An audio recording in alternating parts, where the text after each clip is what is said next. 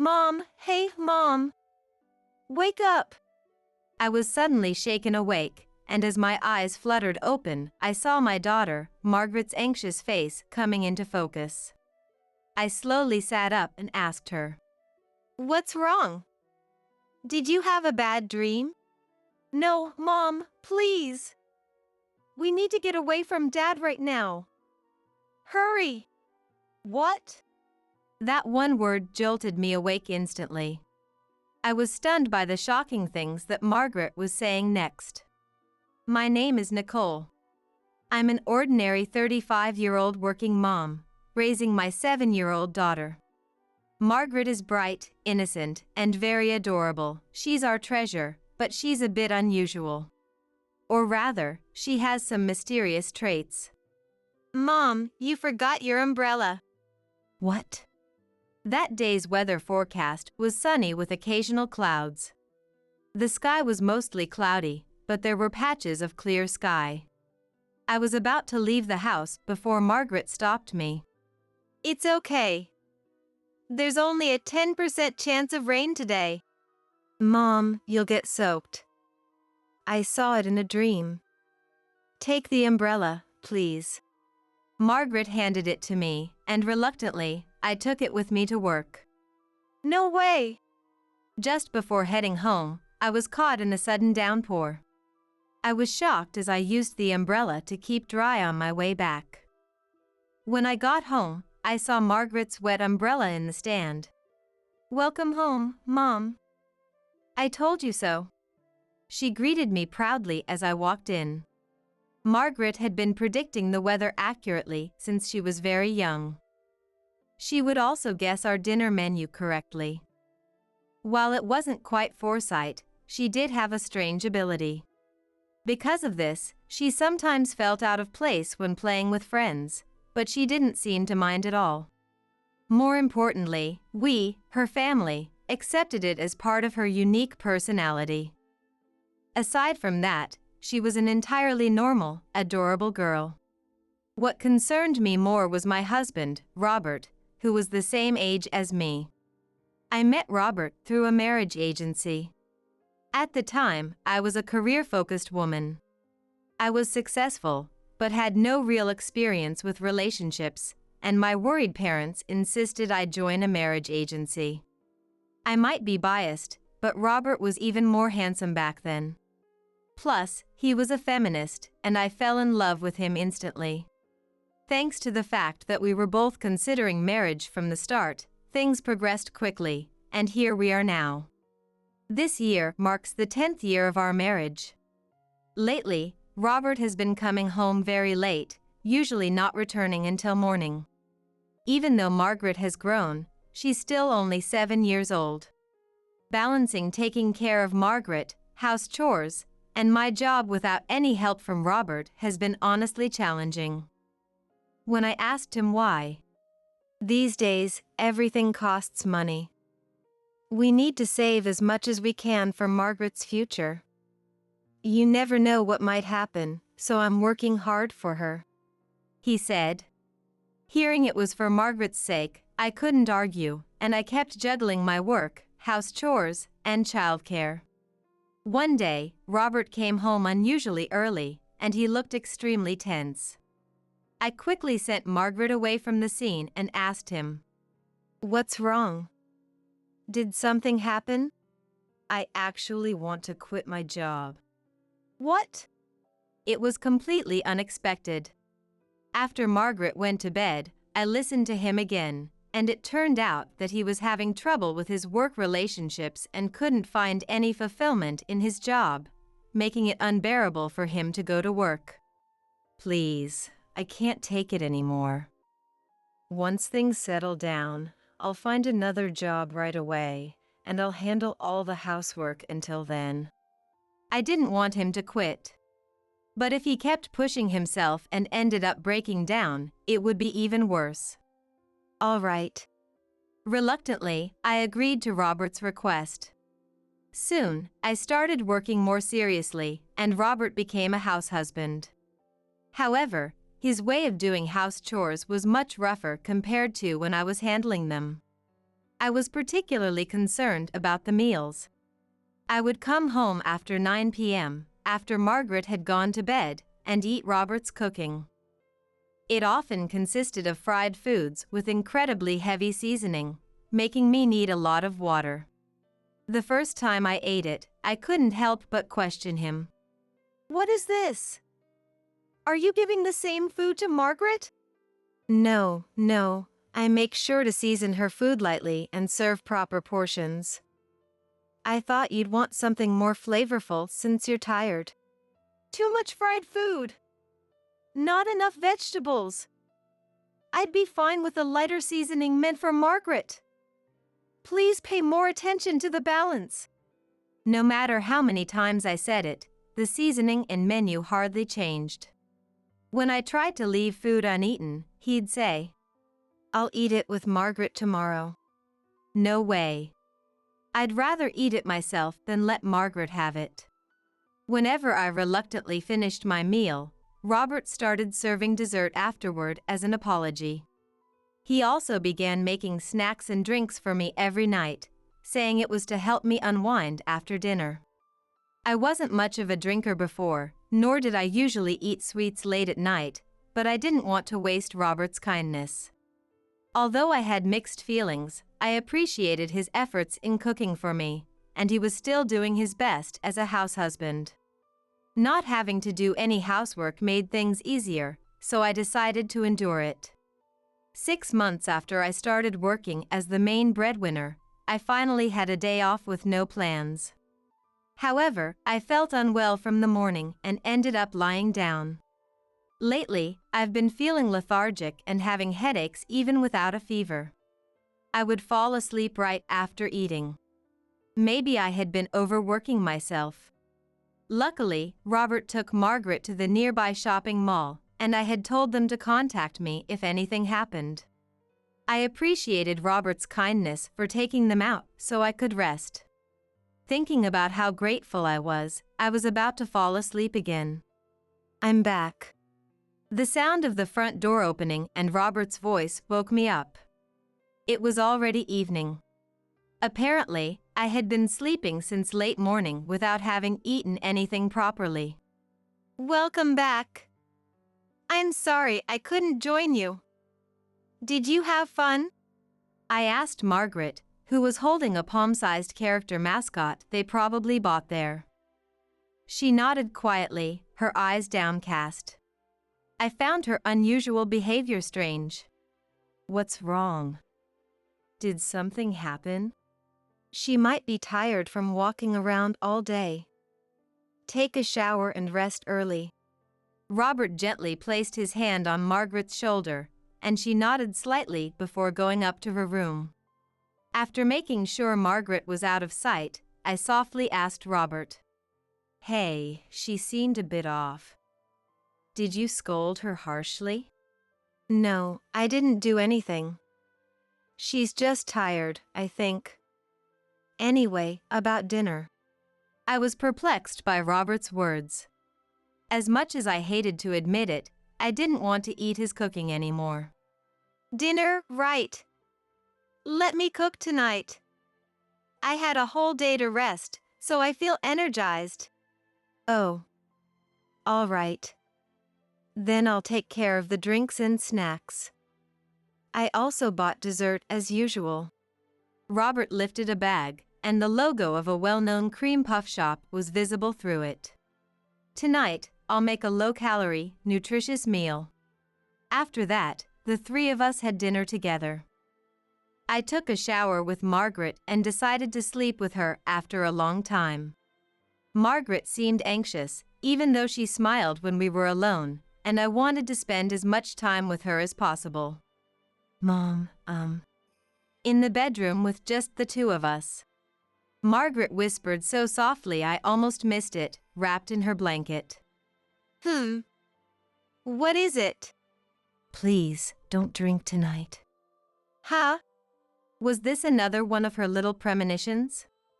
I nodded in response to Margaret's serious eyes, and she closed her eyes in relief.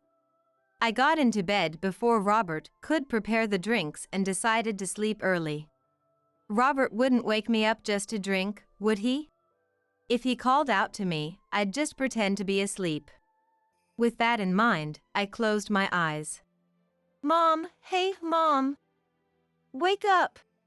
Suddenly, I was shaken awake and groggily opened my eyes. I had really fallen asleep, and in the hazy vision, I saw Margaret's tense face.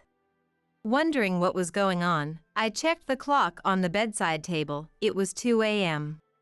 I realized that Robert, who should have been sleeping next to me, wasn't there. Was he in the bathroom? I slowly sat up and asked Margaret. What's wrong? Did you have a bad dream? No, Mom, please. We have to run away from Dad right now. Hurry! What? That one word snapped my drowsy mind into full alertness. What did she just say? Still shaken, I whispered to Margaret. Why? Why are you saying that?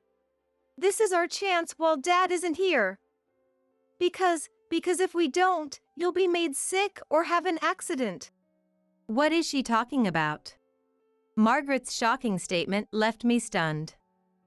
Tears welled up in Margaret's eyes, unable to hold back any longer. As I cradled her on my lap and gently patted her trembling back, she began to calm down and slowly started to speak. According to Margaret, when she returned from the restroom at the shopping mall, she found Robert talking on the phone. Since she was always taught not to interrupt when someone was on the phone, she quietly approached him. Dad was saying that soon she would be gone. He was planning to make it look like an accident or illness. Then, once the insurance money came in, he could be with that person. She recounted. Who was he talking to? I asked. I don't know. At first, I thought it was you, Mom. But it wasn't, because Dad was bad-mouthing you to the person and then said, I love you. If this was true, Robert was planning to kill me. And was involved with another woman. Margaret continued, sobbing. He said, I love you to someone who wasn't you, Mom. I was so shocked that I called out to him. Then he immediately hung up and asked how long I had been there. I said just now, and he smiled and said, it's a secret from Mom. If you don't tell her, you'll get a cute and nice mom. Margaret, her eyes and nose red, clung to me. But I don't want a cute and nice mom.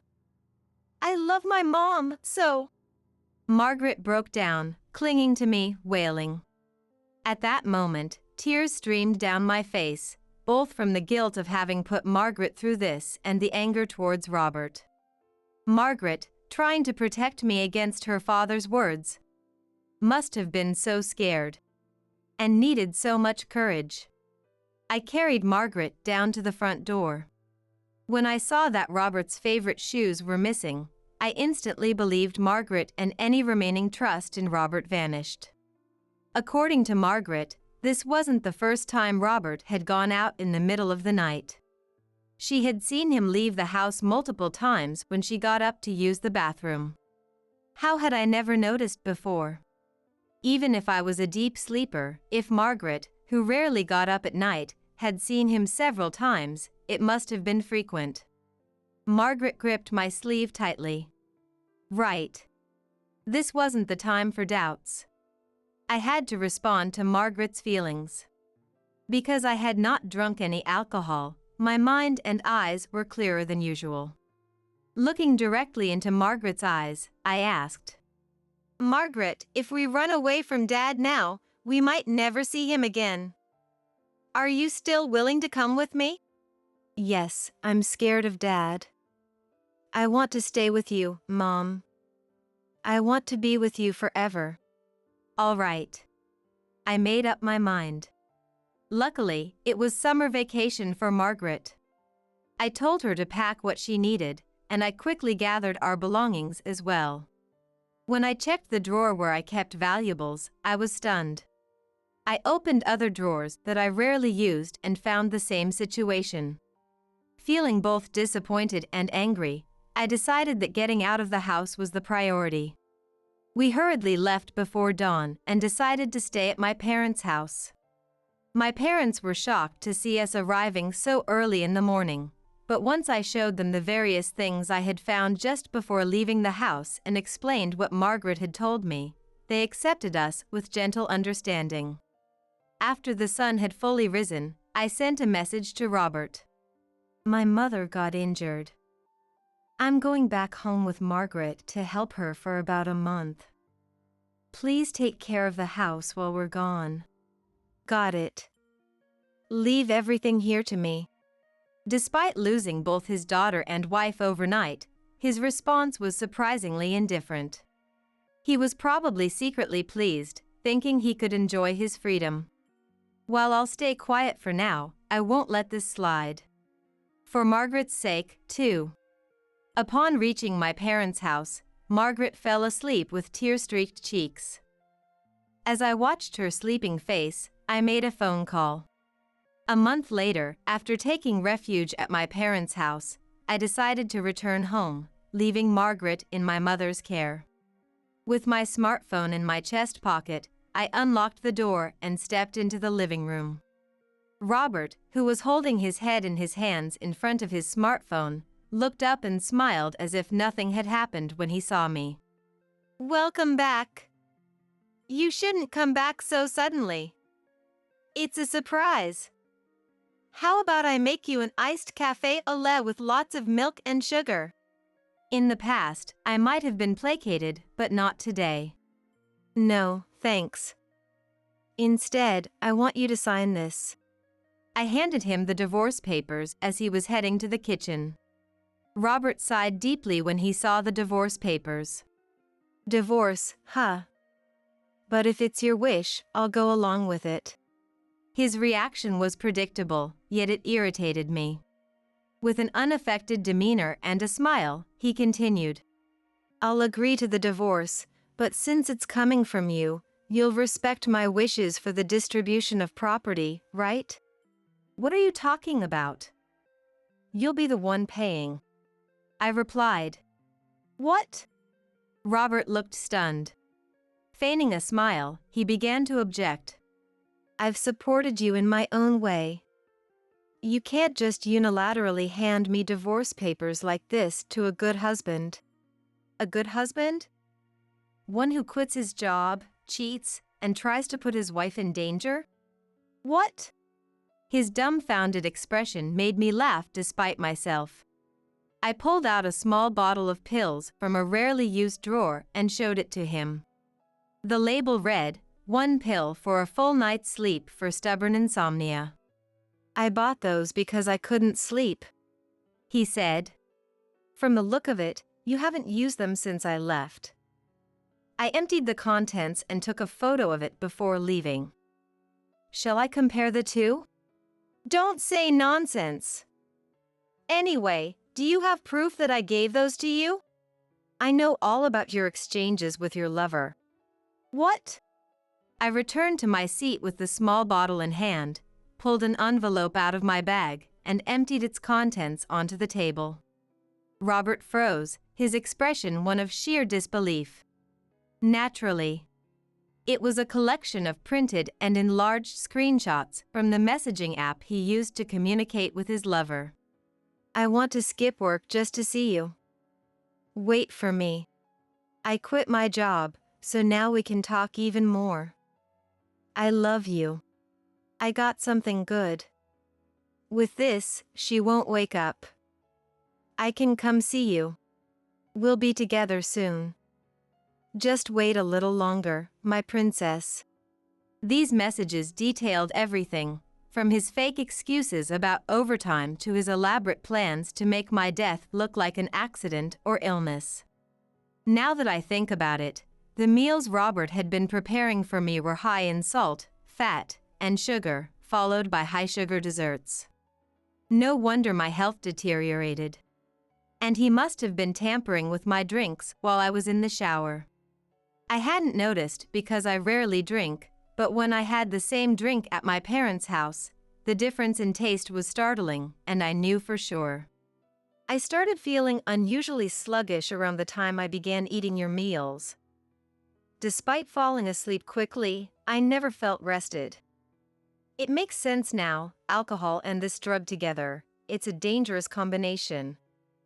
The effects could be disastrous. Robert's face turned pale as he tried to come up with an excuse. Anyway, why do you have all this? Did you snoop on my smartphone? That's an invasion of privacy. No, I didn't. Your lover gave them to me. What? I emptied the contents of a second envelope, and Robert's face went even whiter. Understandably so.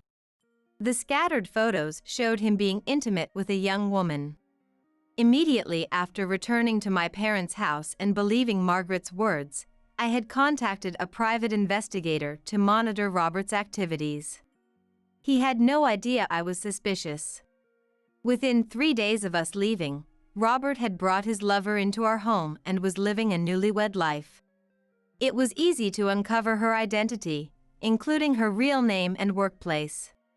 A few days ago, I had someone negotiate with your lover.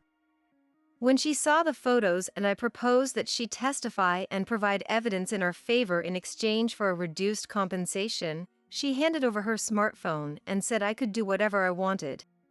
Robert looked back and forth between the smartphone and the photos, muttering things like, "So that's why," and "she betrayed me." I placed my finger on the divorce papers lying on the table. Now, here's the main point.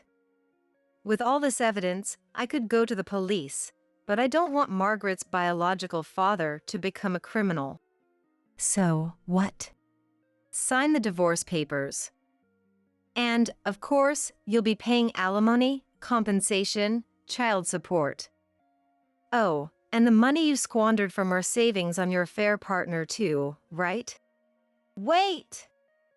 It was just a fling. Divorce, that's too much. Whether it was a fling or not doesn't matter.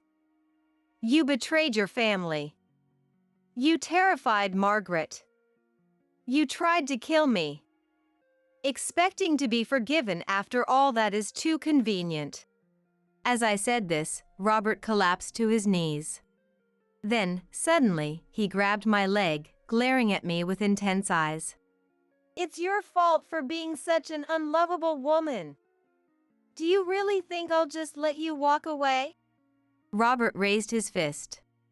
I met his glare, pulled out my smartphone, and thrust it in front of him. I've been connected on the phone since I walked in. What? Robert's fist stopped mid-air. As his grip loosened, I quickly stood up and gathered the documents I had brought. The person on the other end is my father and our lawyer. They're waiting around the corner, ready to come in any time. No, this can't be. I've been recording everything, so I'll use it as evidence. From now on, we'll speak through our lawyer. Leaving the speechless Robert behind, I took my belongings and left our house. I got into the car where the lawyer and my father were waiting, sighed, and called my mother, who was looking after Margaret. Margaret answered the phone with an energetic voice. "Mom, is the talk with Dad over?" "Yes." "Margaret, I'm sorry. I talked to him, but we can't live with Dad anymore." There was silence on the other end. Guilt for taking Margaret's father away from her hit me hard. I thought I had steeled myself. "I'm sorry, Margaret, It's okay, Mom. I understand. I'll be here with you from now on." Margaret's gentle words brought tears to my eyes. My father, sitting next to me, put a comforting hand on my shoulder. After that, we got divorced. The apartment we lived in was sold as part of the property division, and I moved back in with my parents. As for Robert, unemployed and unable to afford a lawyer, he turned to his parents for help after failing to pay the agreed amount. His parents were furious. The amount we claimed from Robert was paid in full by his parents as an apology to us. Robert then tried to lean on his affair partner, but she quickly discarded him. Unable to find decent employment, he now scrapes by with part-time jobs from dawn to dusk, as I've heard from his parents. On the other hand, I started a new life with my parents and Margaret. Margaret stopped saying strange things and made friends at her new school. She seems to enjoy each day. Various challenges may await us in the future. But I am determined to raise Margaret to be happy and well-adjusted. Why? Why does Betty have to go through this alone? If this is what life had in store for her, it would have been better if she was never born. My mom, Gianna, crumpled to the floor beside me, screaming. Betty. My beloved only daughter. Just as my mom said, what purpose did Betty have for coming into this world? For such a short life filled with so much suffering. Where is God in all this? Or is this supposed to be some kind of test from above? Even though I wanted to cry, to scream, my emotions were frozen in place. Right after starting elementary school, during spring break, Betty was involved in an accident on her way to class that robbed her of all the joys in life. She can't laugh, can't speak, can't walk, can't run. She's been in a vegetative state for 7 years now. Just lying there in that hospital bed, eyes and mouth barely open. But still, I never stopped believing that someday, Mom, Betty would open her eyes and say. However, at 14 years old, an even greater tragedy befell Betty. Somehow, she became pregnant. A 14-year-old child who can't move or communicate. Who? Who could do something so cruel? As I listened to the doctor's explanation, about to lose myself in rage, Odell, who had been trembling with clenched fists beside me, finally spoke. We don't need a DNA test. I don't even want to know who did this. He said it calmly but clearly, and stood up. Why would he say something like that? He took my hand and silently left the room, returning to Betty's hospital room. And there, he uttered the unbelievable. With a faint smile on his face. I'm Elena, 38 years old. It's just me, my husband Odell, and our daughter Betty. Odell is a year older than me.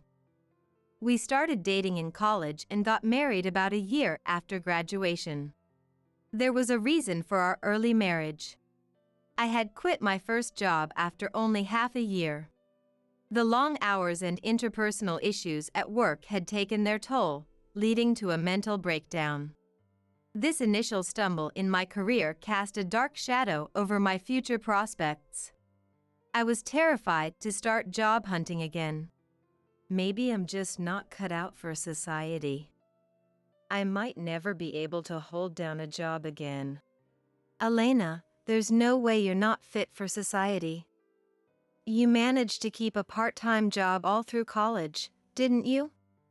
This company just wasn't the right fit for you, that's all. Even when I started becoming a shut-in, he never stopped asking me out on dates. Back then, our dates often involved driving around or spending time in nature.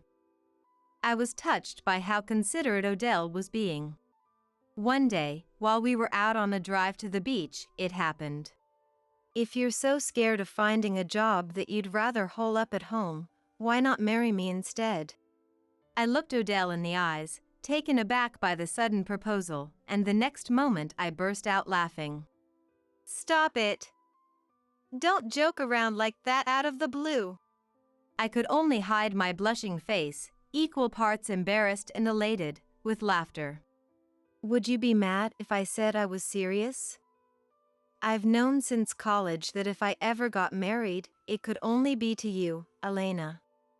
Rather than wasting away as a recluse, I think it wouldn't be so bad to get married and try changing your environment.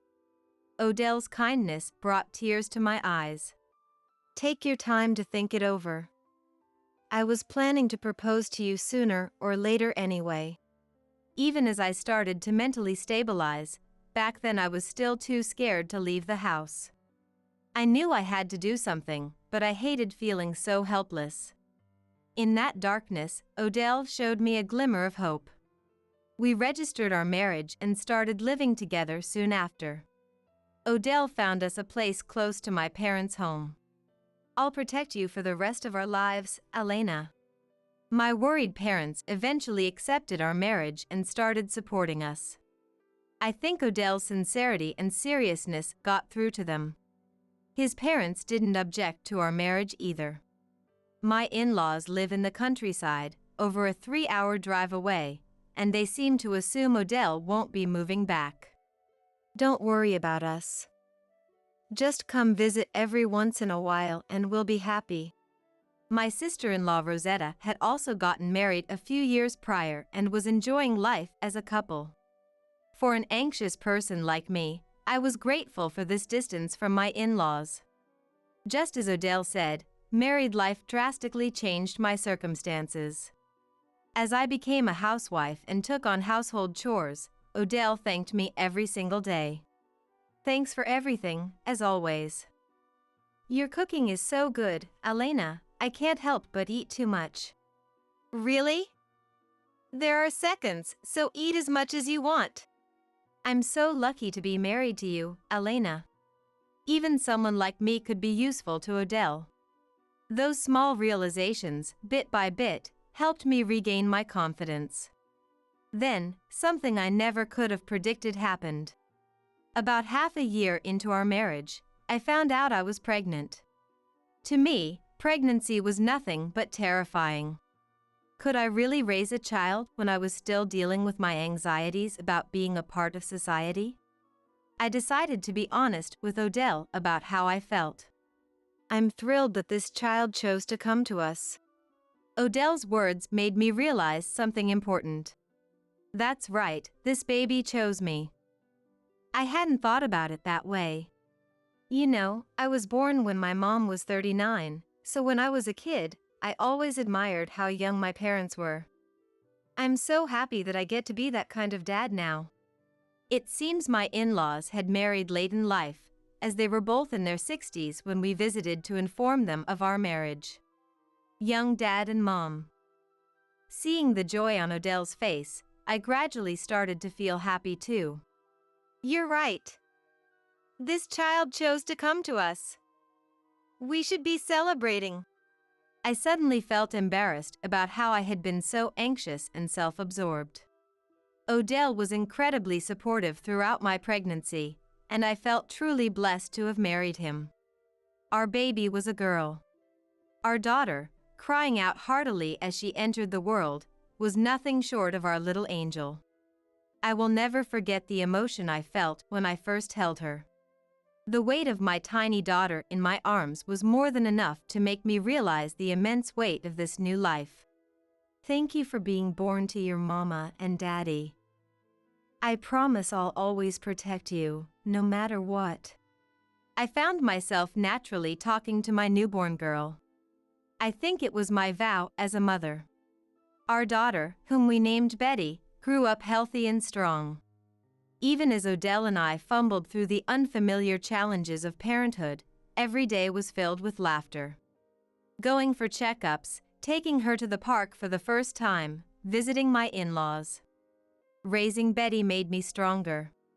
Then, when Betty turned 3, I started working the lunch shift at a nearby cafe.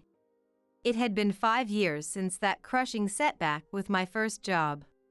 I was finally free from that long period of suffering. That dreadful phone call came not long after Betty started elementary school, just as spring break was ending. Please try to stay calm as you listen. Your daughter has been in a serious accident and is in critical condition. I don't remember how I responded, but as soon as I hung up, I contacted Odell and rushed to the hospital where Betty had been taken. The pounding of my heart in my ears only intensified my anxiety.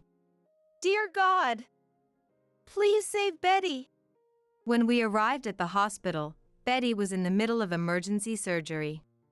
Odell, who had gotten there after me, found me sitting on the floor with my head in my hands and pulled me into his arms. It'll be okay. Betty is going to be just fine. It sounded like he was trying to convince himself as much as he was trying to reassure me. For what felt like an eternity, all Odell and I could do was wait silently in that waiting room for Betty's surgery to end. Finally, the surgery in progress light went out and the doctor emerged. Betty had narrowly escaped death but remained unconscious, her condition still critical. She's alive! In that moment, that was all that mattered, and I thanked God for it. As Odell supported my sobbing frame. Thank goodness. Oh, thank goodness. He too repeated over and over. In that moment, I truly believed those words. According to the police, the man responsible for the accident was in his 20s and worked at a restaurant. He had been drinking there until the early morning. Driving while intoxicated, he sped right into a group of elementary school students on their way to class. In his hurry to get back home, he had taken a back street through a residential area. The man claimed he didn't know it was a school route at that hour. Luckily, the other children got away with just superficial injuries, but even that fact weighed heavily on my heart. Why? Why did this have to happen only to Betty? Faced with the painful reality before me, I couldn't help but let those words slip out. It had been several days since the surgery, and Betty still hadn't regained consciousness. Her vacant eyes stared up at the ceiling, just as they did every day. Betty was in a vegetative state. Still, we were grateful that she was alive. Though there were times when we couldn't help but cry, having Betty there with us was what mattered most. Good morning, Betty. It's so warm outside today. Betty, listen. Mommy messed up at work. I talked to her over and over again, every single day. I believed that somehow my voice was reaching her. I'm home, Betty. I bought a new picture book to read with you. Odell always stopped by the hospital on his way home from work, treasuring his time with her. Both Odell and I could feel the connection we had with Betty, even as she continued to stare at the ceiling. See, Betty thinks this book is interesting too. Really? Then Mommy will read it to you tomorrow. When the three of us were together, Betty's expression seemed to soften the most. We believed it wasn't just our imagination. A few months later, the perpetrator was found guilty and ordered to pay a large sum in damages. The figure had more digits than I had ever seen, but it wasn't equivalent to Betty's life. If that money could have brought her back to the way she was, we would have given it all up in a heartbeat. A year passed since the accident. Betty's classmates moved on to second grade. I think it was around this time that Odell started acting strange. Sorry, I have to work late today, so I don't think I'll be able to stop by the hospital. He had been visiting every single day, but then it became every other day, then every 2 days. Slowly but surely, Odell's visits to the hospital became less and less frequent. Hey, can't you come see Betty for even just 10 minutes? She seems lonely in the evenings since you haven't been around. I know. Work is just really busy. I'm sorry. Despite my repeated pleas, he was only showing up about 3 times a month now. And on the days he didn't visit, he would come home drunk every single night. Exhausted from visiting my parents, working part-time, and going to the hospital, I grew increasingly irritated with Odell's drinking. My stress just kept building. Then one day, a drunken Odell dropped a glass of water on the floor, shattering it. The moment that sound rang out, something inside me snapped too. If this is what our life is going to be like, then just divorce me already. Odell looked as if he had realized something. I can't take any more heartache outside of what's happening with Betty. If you're not willing to work with me, then just file for divorce and leave right now. As I spoke, tears streamed down my cheeks. I'm sorry. That's not it. It's not like that. It's just so painful when I think about Betty. Odell continued with a serious expression, as if he had sobered up completely. The thought that she might be like this forever, it feels like my heart is being ripped apart. I'm sorry. I was using alcohol to avoid dealing with it. Why? Then how am I supposed to cope with this pain? If I run away, who's going to take care of her? We were both utterly exhausted. I'm sorry. I'm so sorry. That night, we held each other and cried. The year we spent waiting, hoping that Betty would regain consciousness someday, had a certain weight to it. It felt like a turning point. And that's exactly why there were moments when it seemed like there was no end in sight, and it became unbearable. I can't even imagine leaving you and Betty. I'm sorry. I'll be a better father and a better husband. I knew Odell was suffering too, and hearing him put it into words helped ease my anger a little. I felt like I could try believing in him one more time. I had no idea that a terrible betrayal from Odell was waiting for me just around the corner. For years after the accident, Betty turned 11. That year, Odell got a rare call from his parents' house. It seems my sis got divorced and moved back home.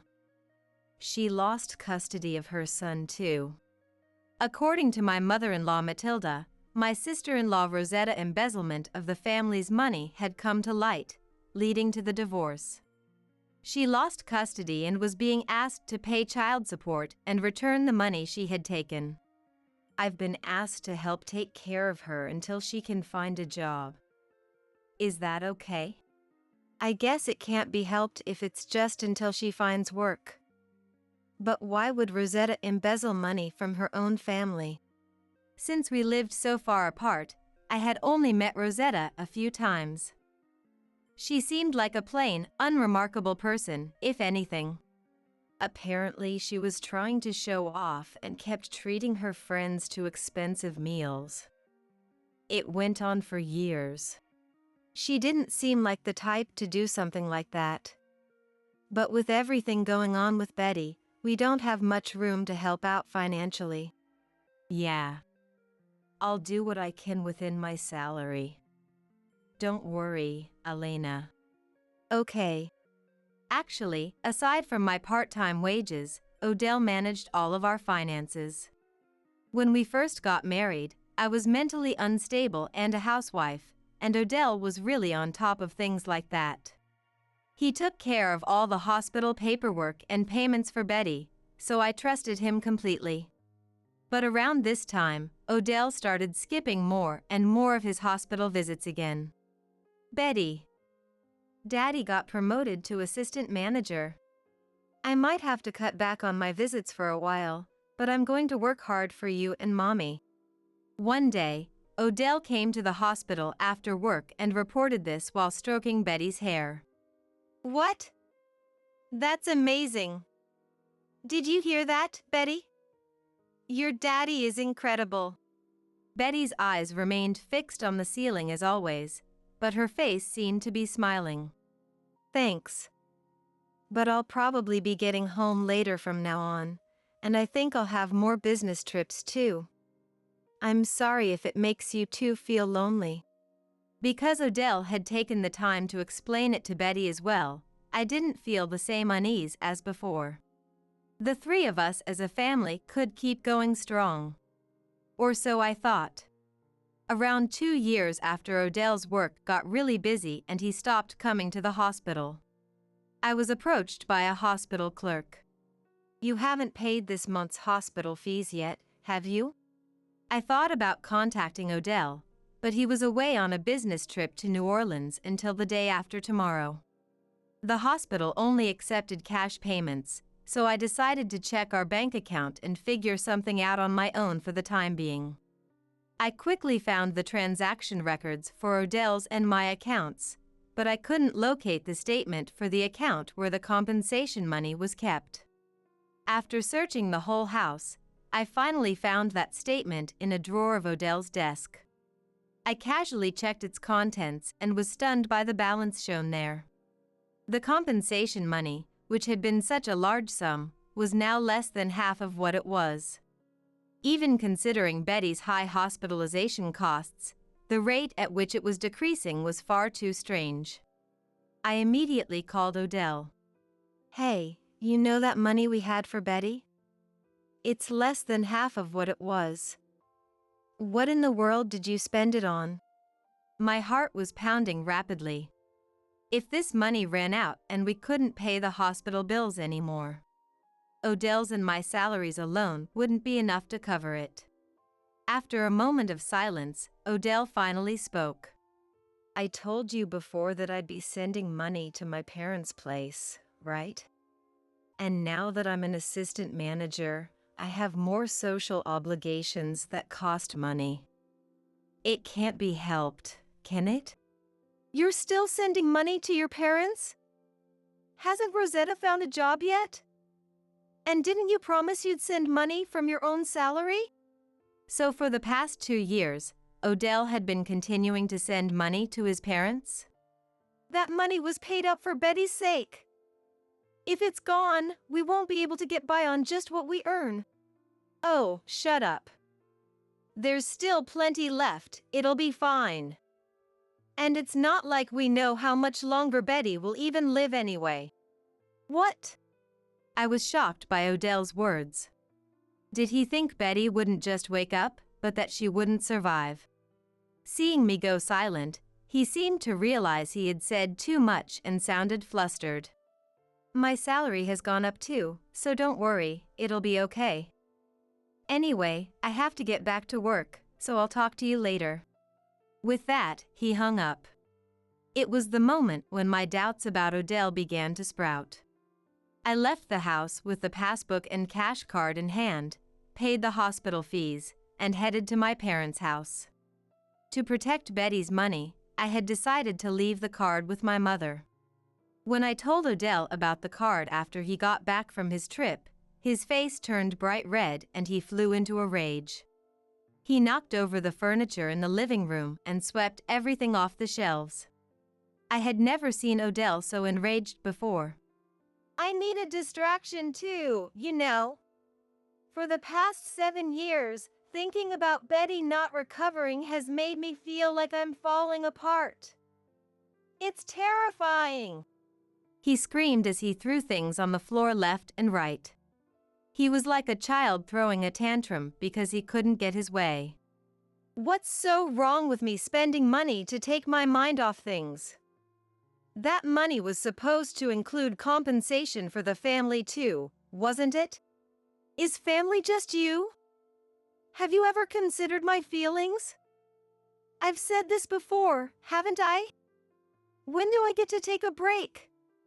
Stop only saying things that are convenient for you. Without waiting for Odell's reply, I stated clearly. I'll be managing Betty's money from now on. Got it? Odell, who had been silently glaring at me with clenched fists, let out a breath as if the energy had drained out of him. Oh, is that so? Fine then, I won't put a single cent into this house anymore. I'll send money to my parents and go out drinking with my cash. So don't you dare complain. Leaving those words behind, he stormed out of the house. From that day on, Odell truly stopped coming home. Unable to make ends meet with just my part-time wages, I consulted my parents and decided to move back in with them. It's okay. We'll support you and Betty. That's right. You've been trying too hard on your own. It wasn't until I reached this age that I realized just how reassuring a parent's love could be. Are you going to clear out the house? If you're getting a divorce, I'll find a lawyer for you. Thanks. But let me think about it a little more. There was something suspicious about Odell. Still, I wanted to avoid Betty waking up to find the home she remembered gone. That's why, even though neither Odell nor I were going back, we kept paying the rent. I still believed that someday. Mom, Betty would open her eyes and say that Odell would go back to being Betty's kind, loving daddy. Nearly 7 years had passed since the accident. Betty turned 14. Even without consciousness, her body continued to grow. The small frame that had belonged to a first grader stretched out, slowly transforming from a little girl to a young woman. Hey, Betty. If things had stayed the same, you'd be a middle school student in uniform by now. Would you have had your first crush?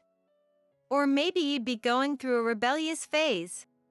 As I spoke to Betty, I suddenly found myself unable to stop the tears. It had been 6 months. Odell hasn't visited her even once. Where did the gentleman who adored his daughter go? I felt like I was being crushed by an overwhelming anxiety. It happened one day when I went to the hospital after finishing my part-time job. As I lifted the hem of Betty's pajamas to wipe her body like usual, I felt that something was off. Betty's lower abdomen seemed to be bulging. With the nutrition being delivered through a tube in her stomach, Betty's thinness was pronounced when her pajamas were lifted. Because she was so skinny, the bulge in her lower abdomen bothered me immensely. She couldn't have gotten sick, could she? Worried, I immediately called for a nurse. After I explained the situation, the nurse quickly fetched the attending physician, but the test results were beyond anything I could have imagined. I called Odell right away. Please! Come to the hospital right now. Betty is... What's wrong with Betty? Betty is pregnant. There's a baby in her belly. As I broke down in sobs, unable to hold back. Got it. I'll be right there, just wait for me. Odell gently said. When it came to Betty, Odell would still rush over after all. No matter what, he was still her father. Thinking that, I could feel my heart calming down a little. Waiting for Odell to arrive, we listened to what the attending physician had to say. Is my daughter really pregnant? Yes. Unfortunately, there is no mistake. The ultrasound image the doctor showed us clearly depicted what appeared to be a fetus. Judging by the growth of the fetus, it seems the window for abortion has passed, but considering your daughter's condition, giving birth will be difficult. Abortion. Yes. However, even if we were to perform an abortion on your daughter, you would need to be prepared for considerable risks. The attending physician delivered the news with a grave expression. I felt like everything had gone pitch black before my eyes. Who? Who could do something so cruel? Even covering my eyes with my hands, tears of anger and sorrow welled up. My daughter can't move or express her will. There's no way she could have a child of her own volition. The hospital staff should know that better than anyone, shouldn't they? The attending physician sealed his lips and fell silent. Unlike me, Odell's resolute attitude as he pressed the doctor made me feel reassured. I was truly glad to have him by my side.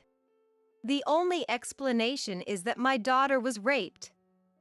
This happened inside the hospital, right? Don't you dare say it has nothing to do with you. How does the hospital intend to take responsibility for this? I thought all I could do was cry, but the anger welled up at Odell's mention of rape and I stood up. Why? Why does Betty have to go through something so horrible? I can't forgive the culprit. Do a DNA test or whatever it takes. Just find the perpetrator no matter what. As I pleaded through my tears, Odell embraced me and slowly sat me back down in the chair. Naturally, we will be reporting this to the police. Is that all right with you?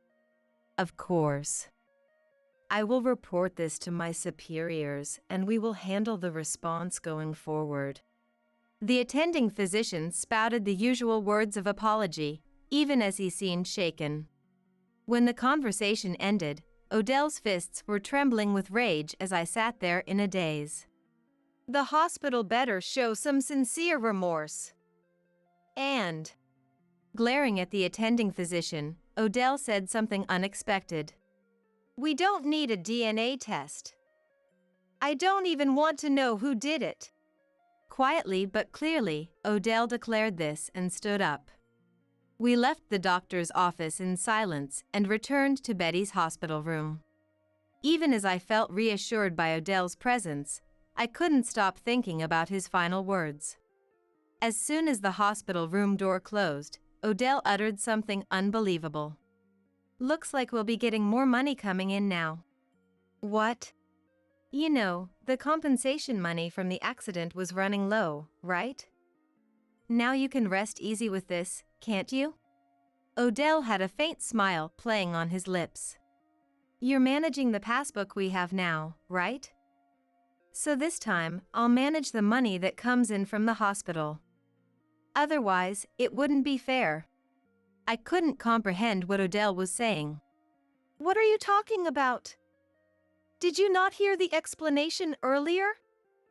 Betty could die. And you're bringing up money at a time like this? It'll be fine. Betty's body has gotten bigger too. I'm sure she can handle the surgery. Odell hadn't even seen Betty's body in years. Surviving on the bare minimum nutrition, Betty had no physical strength left. Hadn't the attending physician said there was a 50-50 chance of our daughter surviving even with the abortion? And what was that you said earlier? You don't care if they catch the culprit? After what Betty's been put through? Odell's face contorted for a moment. Of course I don't want to know. If I saw that bastard's face, I don't know what I'd do. I don't want to feel any more pain over this. I can't take it anymore. He doesn't want to feel pain? He can't take it? Betty is the one actually going through it right now. Because he can't handle it, the victim, Betty, has to endure it? Unforgivable. Just as I was about to lash out at him, Odell's phone rang. Oh, hang on a sec. Odell whispered to me. It's from work. And left the room. I instinctively knew it was a woman. The moment he put the phone to his ear, I saw Odell's expression soften. I could hear Odell's voice talking in the hallway. Oh, it's fine. Yeah. Want to go on a trip sometime? Looks like some money will be coming in. Yeah. I'll come home early today. He was having an affair. I was certain of it. Was he spending the missing money on that woman? Or was he planning to from now on? If that was true, I couldn't forgive him. Sorry. Well, I better get back to work. Saying that, Odell left the hospital room without so much as a glance in Betty's direction. I also stepped out for a moment and immediately called my dad back home. On the day of the surgery, my parents rushed to the hospital. You can do it. And they cheered Betty on. Odell came too, but he barely exchanged words with my parents. Sitting there with his head hung low, Odell looked like he might be praying for the surgery to go well, or grieving, but I couldn't bring myself to believe in that image of him anymore. The day before, I had talked to Betty a lot. About how happy I was when she was born, how much I love her, how her smile always saved me, how grateful I was that she chose me to be born to. Betty, I'm so sorry for letting you go through so much pain. I promised to protect you, but I'm truly sorry. Mommy will never forgive the people who hurt you. The surgery went smoothly, but perhaps because her body couldn't handle it, Betty gradually weakened. Even after the surgery, Odell never came to check on her. He was running away. He couldn't face reality. That's probably what he'd say. In less than a month, with me and my parents watching over her, Betty took her last breath. Why? Why did Betty have to go through this alone? If this was going to happen, it would have been better if she was never born. Beside me, frozen in shock, My mom collapsed to the floor, screaming. Just as she said, what purpose did Betty have for coming into this world? For such a short life filled with so much suffering. Where is God in all this? Or is this supposed to be some kind of test from above? Even though I wanted to cry, to scream, my emotions were frozen in place. A few days after Betty's funeral, the investigation progressed using the DNA from the aborted fetus, and the culprit was arrested. It was a male nurse who worked at the hospital. I was so frustrated and furious. This was the only time I wailed and screamed at the top of my lungs. I wanted to tear him limb from limb with my own hands. Maybe it was because I felt so strongly that I needed to atone for not being able to protect her. After I had calmed down, I brought up divorce with Odell. We decided to have our final discussion in the house where the three of us had lived together. I thought he would agree readily, but he resisted. No way!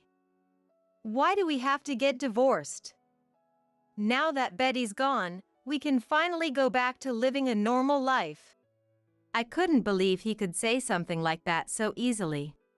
Let's start over as a family from square one. Betty left us that money thinking about our future. The compensation money is Betty's final gift to us. What? It seemed Odell had said something he shouldn't have. The little bit of affection I still had for Odell vanished in an instant. Using Betty's money to start over as a family? For those words to even come out of his mouth, it's the lowest of the low. I know you've been having an affair. You're living with her now, aren't you? I have proof. What do you plan to do about her? The day Odell had smirked and said, "Money will be coming in again." I had asked my dad to hire a detective to investigate him. That's not it. That's just fooling around. It goes hand in hand with drinking. I was only doing it to distract myself from the unbearable pain. I'll break it off right away. It's not serious. For fooling around, it's been going on for 3 years. I had your finances looked into as well. Until I took away the passbook, Odell had been sending $2,000 to his parents' house. Rosetta still isn't working, is she? After everything Betty did for her, did you see how much money your parents sent? $300. $300. Odell was flustered. He probably thought the details wouldn't be noticed since he was withdrawing in lump sums. I got a call the other day.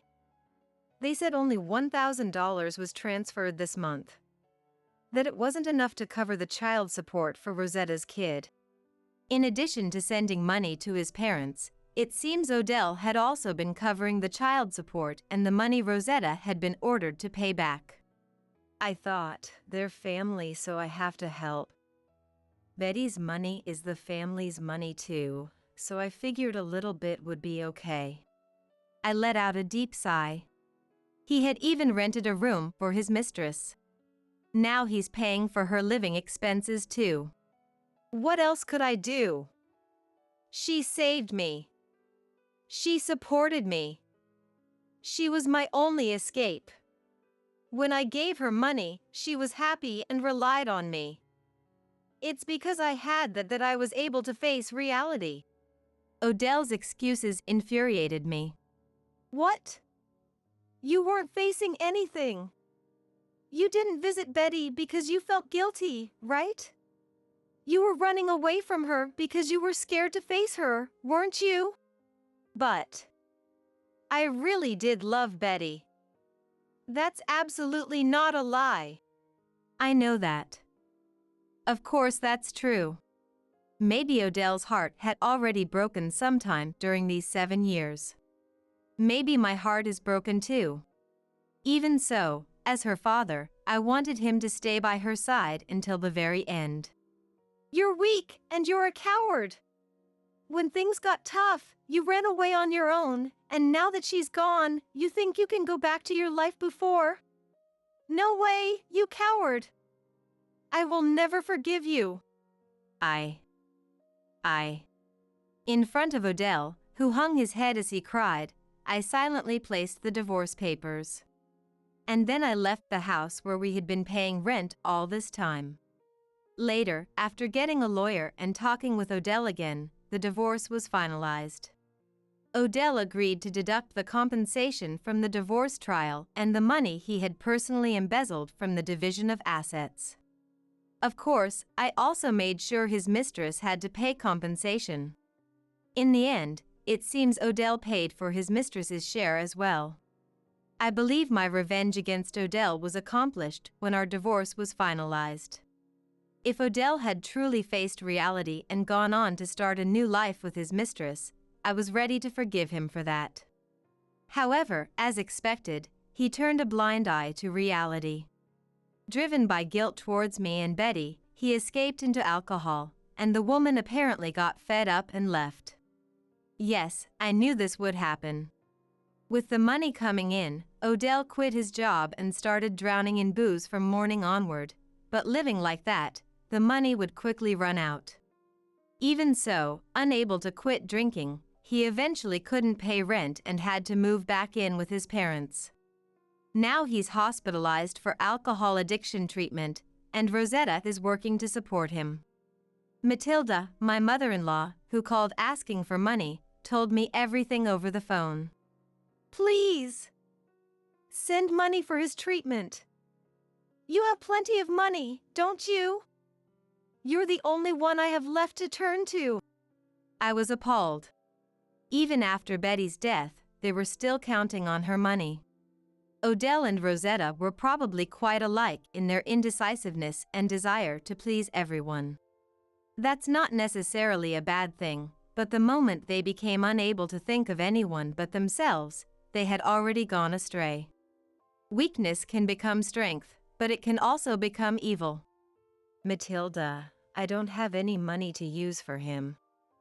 He should have to pay for what he's done himself. I've put Betty's money to good use, and there's not a single dollar left. With that, I hung up the phone.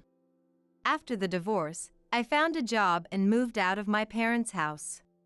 I deducted the compensation from Odell and his mistress, and donated all of Betty's remaining compensation to an organization that supports children orphaned by traffic accidents. Even now, I sometimes think about what Mom said in that hospital room. Would it have been better if Betty hadn't been born? I don't think I can say that for certain. That's something for Betty herself to decide, and no one but Betty has the right to declare that she was unhappy. I am so grateful to have met Betty.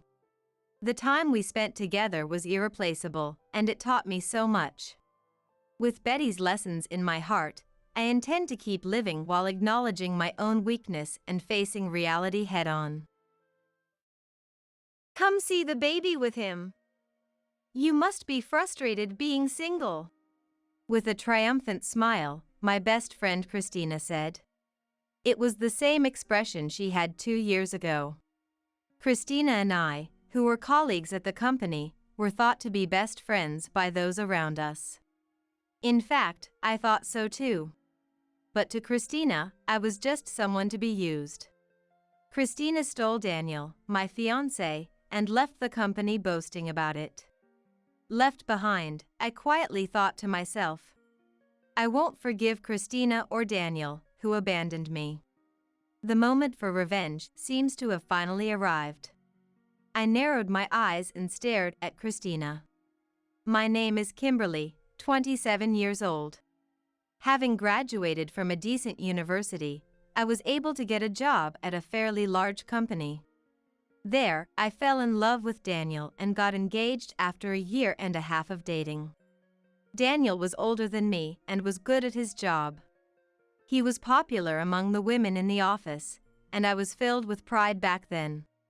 But what was strongest wasn't a sense of superiority, but the happiness of being able to marry Daniel. My best friend Christina also congratulated me. At that time, Congratulations on your engagement, Kimberly. Thank you. I was so happy because I was crazy about Daniel.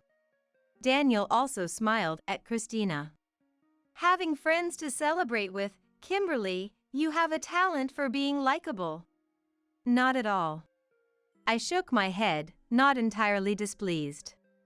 That day, the three of us, Daniel, Christina, and I, who had finished work, were at my apartment. Christina and I were sitting across from each other at the table, so I could see her expression well.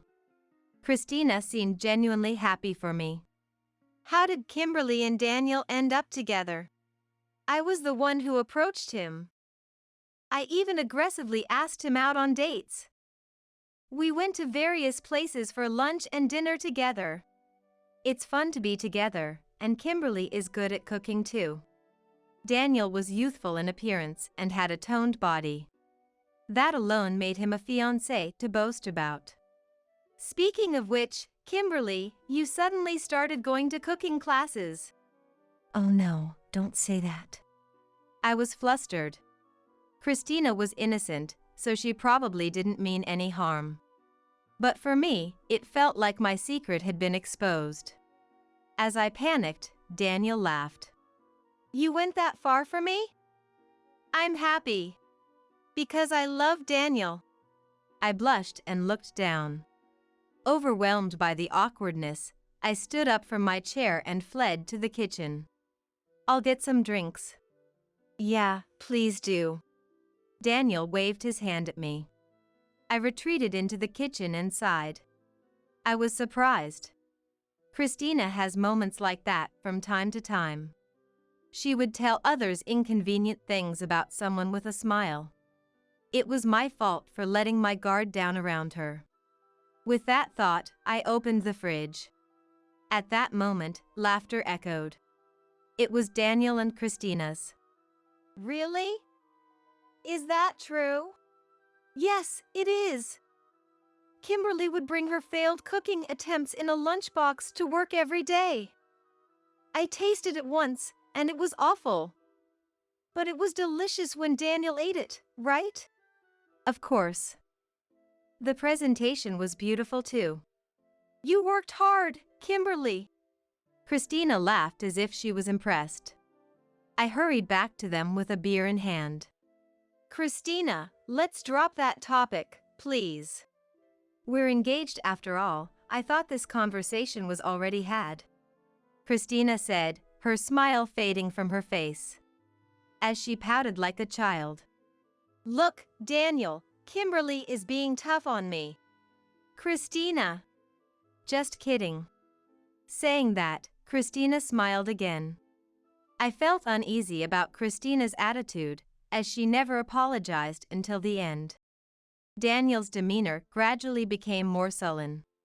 I have a night shift today, so we can't meet, he said, and stopped coming to my apartment. At first, I thought it was inevitable because of work. But one day, while talking to Daniel's colleague, I learned a shocking truth. Daniel seems busy these days, doesn't he? Daniel? No, our department is slow right now, so there's no overtime. What? I was stunned. When I confronted Daniel on his way home, he looked awkwardly down. What's the meaning of lying? Sorry. Kimberly, wait. Christina had been listening in from some point, and was standing there. She stood not by me, but by Daniel, and took his arm. I was the one holding him back. I started going to cooking classes recently, inspired by Kimberly, and I had Daniel taste test and give me advice. Wait a minute. I couldn't comprehend what Christina was saying. Fueled by anger, I glared at Christina. Why are you copying me? And Daniel is my fiancé. It's strange to meet secretly, isn't it? There's nothing strange about it. Christina suddenly twisted her mouth. It was a creepy smile. I didn't know Christina could make such a face. It's not strange. If Kimberly had a chance, I think I have the right to try under the same conditions. Christina snuggled up to Daniel and smiled. He ended up liking me more than you. What? I looked at Daniel in disbelief. What was Christina talking about? It was a bad joke. Daniel, you're tired. You don't have to stick around Christina anymore. Sorry, Kimberly. Daniel whispered an apology. Before I could say anything more, he hugged Christina. Wait. I've always liked Christina. But you were always there, honestly getting in the way. But since you was so devoted, I thought about marrying you instead. What is that supposed to mean? Sorry, Kimberly. But that's how it is. Christina said with a triumphant look while still in Daniel's embrace. Thanks for your hard work until now. From now on, I, who truly love Daniel, will support him. Wait. That's not. I felt darkness closing in around me. Despair crept up from my feet. They quickly left. The next day, Daniel broke off our engagement and announced his new engagement with Christina at work. 2 years have passed since then. The whispers about Daniel disappeared with his promotion. I've continued to work, bearing both sympathy and ridicule from my colleagues, until today. Until I met that person. Huh? Isn't that Kimberly? Christina. I heard a voice I didn't want to hear. Looking across the street, she was walking towards me. Why did I have to run into her on a weekend afternoon? She was draped in branded bags and accessories. Given Daniel's current position, such luxury wasn't impossible. Kimberly, are you still living in that apartment? What do you want to know for? Just wondering. I thought I might visit again. Or maybe you could come to my place. Hey, that would be better, wouldn't it? She was presumptuous. I frowned and was about to leave, when Christina called out from behind. Come see the baby with him. You must be frustrated being single. Christina. I sighed and stopped. When I turned around, Christina was smiling. The triumphant look on his face was the same as it was 2 years ago. Fine. When should I come? The sooner, the better. How about tonight? You must be free, right? I'm not free, but I'll come anyway. Good. Christina smiled, her face contorting as if in a grimace. That night, I drove according to the map I received. Daniel and Christina's house came into view. It was a grand and tasteless house, just like Christina. I'm here, Christina. I've been waiting, Kimberly. How does it feel, the air of a married couple? It must be hard for single Kimberly, but bear with it. Don't worry about me, I said, cutting off Christina's chatter. Then, let me introduce my family. Christina's face froze in astonishment. Wait, isn't Kimberly single? I might not be wearing a ring, but I do wish she'd wear one, though. Matthew, standing beside me, chimed in. Matthew is my husband. Though he's been divorced, he values our marriage all the more for it. Christina, what are you doing? Oh, Daniel. Long time no see. I casually waved and greeted him. Daniel was taken aback. First by my appearance, and then, a moment later, by Matthew's presence. The president? What? Hearing Daniel's voice, Christina also became flustered. Ignoring them both, Matthew laughed. Nice to meet you. I'm Matthew, Kimberly's husband. And this is our daughter, Brittany. Pleased to meet you. Brittany greeted them. She's turning 9 this year. Despite her age, she's composed and mature. What do you think of my family, Christina? What do you mean, what? Why? Christina screamed, her face turning red. Why is Kimberly married to the president of the company? Hearing Christina's outcry, I remembered the day I met Matthew in the company's break room. When I was feeling down and tired of the bad-mouthing alone, Matthew approached me. What's wrong? It's nothing. I looked up at Matthew with caution. Being tall, I had to look up to see his face. But that didn't matter to me at that time. I think I had reached a state where I expected nothing from anyone else. So, I didn't mind telling Matthew about Christina. After all, it was already well known within the company. They're terrible. Matthew frowned as he said that. It's my fault for not being appealing. That's what everyone says. No, it's not your fault. The fault lies with those two. It was the first time anyone had said that to me. So, I was happy and called Matthew my savior. Savior? Yes. You've made me feel so much better. So, Matthew, you're my savior. I said that and was about to leave. When Matthew, with a solemn look, spoke to me. If I'm your savior, then let me be the one to rescue you. That's how I started dating Matthew, and at the same time, the bad-mouthing about me faded away. I didn't understand why at the time.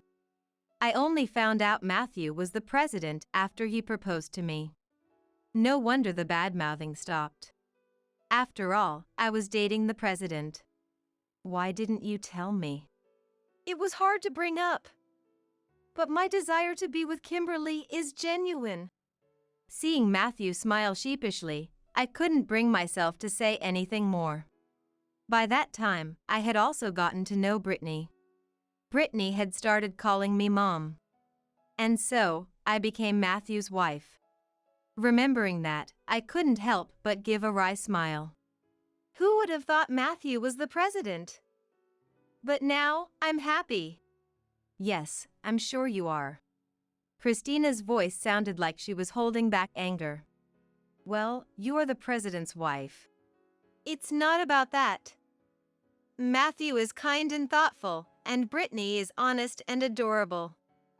I'm happy because I got to become a family with them. So, you came here to show off. That's in poor taste, Kimberly. I was appalled by Daniel's misplaced remark. I didn't come here on my own. Christina was the one who insisted. You know she won't take no for an answer. I just went along with it. Is that true, Christina? Well, Christina's face looked like she was about to cry. To Christina and Daniel, who were feeling down, Matthew said cheerfully, promoting Daniel was a way of thanking him for being kind to Kimberly in the past. Yes. But that ends today. From now on, I'll be the one make her happy. Daniel, you're going back to being a regular employee. What? Daniel let out a scream. Naturally. He must have bought a house based on his current income. But losing his position now would mean a significant drop in income. You can't be serious, Christina shouted. Just because you're the president doesn't make this right. We have a baby to think about. You two both can work, that should be enough to get by. I stated the obvious. Though, you might have to say goodbye to those branded goods. Kimberly, you're the worst. Christina was wailing. Daniel started to placate her as if he had resigned himself to his fate. I turned to Brittany with a smile. Brittany, would you go back to the car? This isn't something I want you to see. Okay. Brittany nodded and headed back to the car. Shall we head back too? Yes, let's. I started walking away with Matthew. Christina's crying could still be heard. The news about Daniel being demoted to a regular employee became a topic of gossip within the company. It's not like Daniel was exceptionally talented. I want to place someone more competent in Daniel's position. Matthew said this and then looked at me. What do you think? Kimberly, would you like to give it a try? Me? No way. Really? But I believe you're diligent, and I trust you'll meet my expectations. Thank you, Matthew. I wanted to meet Matthew's expectations, despite my apprehensions. So I accepted the position. My world changed overnight. Colleagues who used to badmouth me were now anxious to see how I'd react. Please take care of this. All this work, by myself? Daniel let out a cry at my instructions. But he got to work even before I could say anything more. Daniel was desperate to get promoted again, though Matthew said there was little hope for that. Why has it come to this? Focus on your work instead of complaining. Christina had also returned to work. Christina seemed to be financially cornered. The colleagues' response to her was cold. Everyone was aware of the friction between Daniel and me, and it was clear that I was the victor in this battle. There was no longer anyone in the company who dared to oppose me. One day, during a break, Christina approached me. Usually eating lunch alone, she spoke awkwardly. "Kimberly, please. Forgive us. We can't take it anymore. Daniel's salary has decreased, and we've had to give up our house and everything." There's nothing to forgive. I sighed in exasperation. Christina looked plain, almost like a different person. Though she wore makeup, it couldn't hide her pallor. Her hair was unkempt, showing a lack of care. This was Matthew's decision. I was promoted for my work, and Daniel returned to his original position. That's all there is to it. But you have the title of being the president's wife. Christina raised her voice. I shrugged in response. With Matthew's income, I don't need to work. But I continue because I find fulfillment in my job. Don't act so high and mighty. Calm down, Christina. I looked around. Christina followed my gaze. Other employees were watching us from a distance. She seemed to shrink, realizing that causing a scene would only worsen her situation. On another day, Daniel also approached me. He too pleaded for his position to be reinstated. Don't you think it's terrible to be given menial tasks by people who were once your subordinates? They seem to enjoy piling work on me. That's tough. I offered a sympathetic response, though it felt detached. I once had feelings for Daniel. We were engaged once. It was undeniable that some residual feelings stirred within me. But that was all there was to it. Now, I am Matthew's wife. I love him, and I think of Brittany as my own daughter. There was no love left for Daniel. Keep up the good work. You even have a child with Christina. Christina always cuts corners with meals. I feel sorry for the kid. I regret it.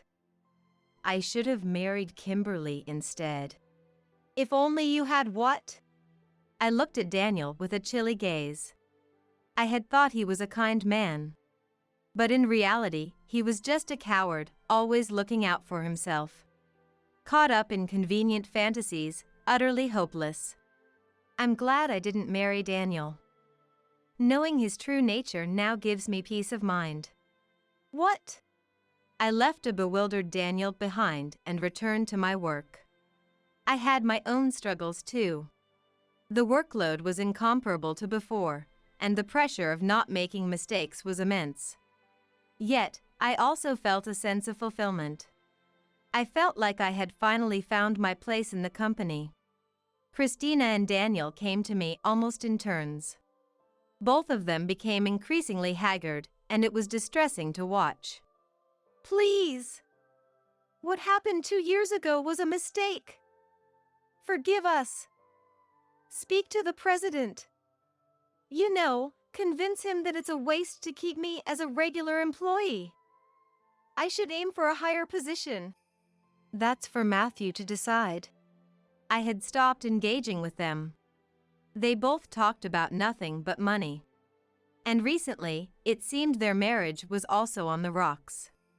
I began to notice them arguing from time to time. Then, Daniel came out with something astonishing. I'm willing to leave Christina. No, I will leave her. So, let's get back together. Don't be ridiculous. My voice contained a hint of irritation. I love Matthew and Brittany. It's over between us, Daniel. That can't be true. Don't you still think of me, somewhere deep in your heart? He was again saying things that suited him best. I had no words to return. It seemed pointless to speak. Then Christina appeared. She must have been eavesdropping on our conversation, and confronted Daniel with a raised voice. What are you saying, Daniel? Christina doesn't even take care of the child properly and does nothing but complain every day. I didn't know she was like that. The two of them started arguing. I quietly left the scene. Soon after, it seemed they got divorced. I say seemed because they're no longer at this company, so I only know through rumors. There's no hope for promotion here anymore. I'm sick of my colleagues. With those bitter words, Daniel left the company. Christina also left around the same time. Later, she appeared several times in front of the company, begging me to lend her money, but I didn't entertain her requests. Christina, you need to manage on your own. Don't be like that. As the president's wife, you must have more money than you need. Don't talk like that. I frowned. Matthew's assets exist as a result of his hard work. It's unfair to talk as if the money just appeared out of nowhere. But it seemed my words didn't reach Christina. You're heartless. You're no best friend of mine. That was the last line I heard from Christina the last time we met. I couldn't help but scoff. Best friends. The feeling was mutual. The moment you took Daniel from me, we ceased to be best friends. Maybe we were never truly friends to begin with. I muttered to myself, alone. I continued to work at the company. However, after finding out I was pregnant, Matthew and I decided that I would leave the company. Financially, we had no worries. I could also ensure more time with Brittany. Let's spend lots of time talking together, Brittany. Yeah. I'm also excited about the baby. Brittany smiled as she gently touched my growing belly. Matthew watched us with a fond smile. Brittany has a little brother. His name is Andrew. Andrew. She adored and took great care of Andrew. Despite her maturity, Brittany had felt lonely with both parents working. She became more affectionate towards me, and I grew even fonder of her. Mom, Andrew smiled. Do you think he knows I'm his big sister? He might. I stroked Brittany's head, who was beaming with pride. Matthew, busy with work, often came home late. Concerned about the limited time to talk with the kids. How about we go out this weekend? Where to? Anywhere is fine. Whether it's a barbecue or an amusement park. If our time to talk with Brittany is limited, we should make our time together as rich as possible. I said. Matthew's eyes lit up as he took my hand. Kimberly, you're a genius. Not really. But more importantly, shall we go check on the kids sleeping? With my suggestion, Matthew nodded. Hand in hand, we headed to the children's room. Brittany was sleeping. She was wrapped in her bed, breathing peacefully in her sleep. She's grown so much. He murmured, touching Brittany's cheek gently. She smiled as if tickled, but showed no signs of waking. Surely, she would have sweet dreams tonight. We then moved to our bedroom. In the crib beside us, Andrew was sleeping. His hair was starting to grow in, and his features resembled Matthew's more than mine. Yet, Matthew said, Andrew looks like you, he said with a smile. But he has your mouth, Matthew, don't you think? Really? I think the area around his eyes is just like Kimberly's. We exchanged these gentle words and laughed together. Life had its hardships and unpleasant moments, but I was undeniably happy now.